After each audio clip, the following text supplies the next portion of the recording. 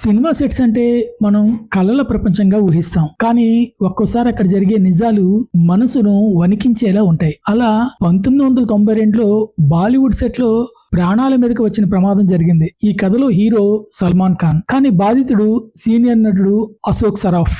జాగృతి cinema shooting జరుగుతోంది. ఒక serious scene shoot చేస్తున్నారు. ఆ సీన్ లో డూప్లికేట్ కత్తి వాడాలి, కానీ నిజమైన స్టీల్ కత్తినే వాడారు. ఆ సీన్ లో సల్మాన్ ఖాన్ తన పాత్ర ప్రకారం అశోక్ సరాఫ్ మెడపై కత్తి పెట్టాలి. అయితే సల్మాన్ ఆ కత్తిని కాస్త గట్టిగా ఒత్తి పెట్టాడు. ఊహించిన ఆ ఒత్తిడితో సరాఫ్ గొంతుకు లోతైన గాయం అయింది. సరాఫ్ వెంటనే తేరుకొని చెప్పారట, ఇది నిజమైన కత్తి కోసుకుంటుంది అని. కానీ అప్పటికే గాయం అయిపోయింది. ఆ సమయంలో కెమెరా యాంగిల్ కారణంగా యూనిట్ లో ఎవ్వరికి ఆ విషయం కనిపించలేదు. పైగా అది ఒకటే టేక్ కావాలనే ఒత్తిడిలో ఎవ్వరూ ఆ సన్నివేశాన్ని ఆపలేదు. ఆ ఘటనను గుర్తు చేసుకుంటూ అశోక్ సరాఫ్ చెప్పారు, ఆ క్షణాన్ని నేను ఎప్పటికీ మర్చిపోను అని. కానీ ఆశ్చర్యం ఏంటంటే ఆ సంఘటన తర్వాత కూడా ఆయన సల్మాన్ ఖాన్ తో కరణ్ అర్జున్, ప్యార్ కియా తో డర్నా కియా వంటి హిట్ సినిమాల్లో కలిసి నటించారు. ఈ సంఘటన సల్మాన్ ఖాన్ గుర్తుందా అని సరాఫ్ అడిగితే ఆయన నవ్వుతూ చెప్పారు, అలాంటి వ్యక్తులు ఇవి గుర్తుంచుకోరు అని, వాళ్ళు మర్చిపోతారని. సినిమా అంటే కేవలం నటన కాదు, ఒక్కోసారి